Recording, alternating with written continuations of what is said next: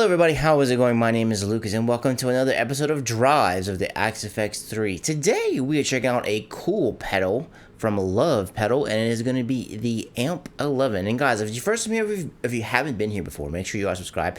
Do lots of cool stuff here and I don't want you to miss it. Alright, so let's jump right in and check out the Amp 11. So the Amp 11 from Lovepedal actually really isn't made anymore, and it is a very highly proclaimed pedal. That pedal show did a shootout with it, and they said they absolutely loved it. It was a completely different pedal from all the different things that they have in there, and the pedal itself is basically made to be a amp in the box solution, hence the name Amp 11, and it definitely does deliver that. But what you heard in the intro, it's hooked up to the Revv Green 1 that I have in the Axe-Fx, and I'll show you the tone without the pedal, and it's just very lightly overdriven. But once you turn this pedal on, it just everything comes alive. It sounds really great. The only thing I kind of wanted to touch on before we actually jump in and check out some settings is that the bass cut on the basic page of the model is the same as the bass response control on the advanced page.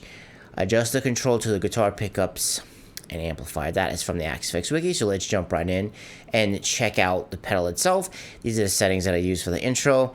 I'm using my Anderson Cobra S, and it has some Anderson pickups at HC3 in the bridge, HC1 in the neck. I'm using the Revv Green 1, like I said before. IR, I'm using ML Sound Labs Mega Green, some of the best greenbacks ever made, in a Mesa cab. I think the back covers everything. Let me let you hear what it sounds like without the pedal on.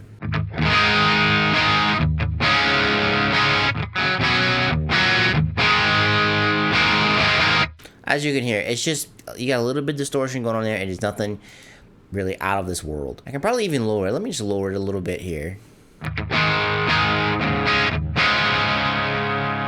Perfect. That'll let the pedal shine through a little more. So what I'll do is I'll start with the gain, like right around here. I'll move it. I'll move all the knobs, let you hear it, and I'll move different pickup positions.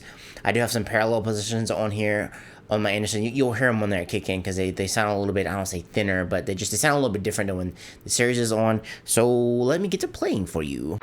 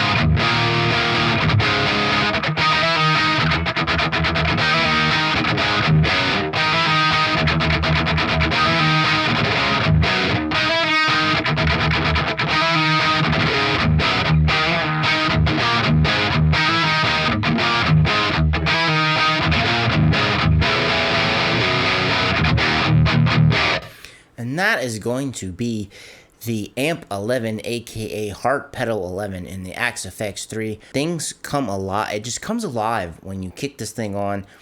I messed with the level, and I find if you mess with the level and you push it too hard, things kind of explode too much. So that's kind of why I have it like around 6, because I find if you keep the level a little bit lower, you can kind of push the drive a little bit more. And the drive itself doesn't really get out of control. So if you, as you heard, like once you push it up, things just kind of get like big and out, kind of like out of control. I find it kind of excels in between like 2.5 to 2, right around 5, kind of like when it starts to kind of like open up and get a little bit hairy. That's kind of like the limit of it that I like it. And I went into advanced tab because I want to show you with the bass response. So I know, like, I just kind of keep it right here. It's just kind of where it worked well for me.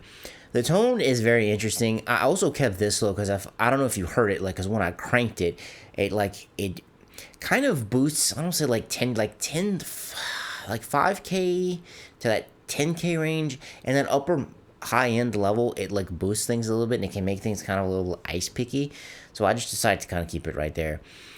If you want a pedal that basically will turn like any like regular clean amp into something that is, you know, an amp in a box, it really does deliver on that. All you need is just a little bit of gain on it if you want. And as you heard, I even turned the gain down on this, and it still has plenty of gain that you can work with. This could work really well in like a setting like worship or something where you're playing like a clean amp most of the time, and you just want to turn on a drive to kind of make the amp have more distortion and kind of have a little bit more flexibility. You could definitely use that for this.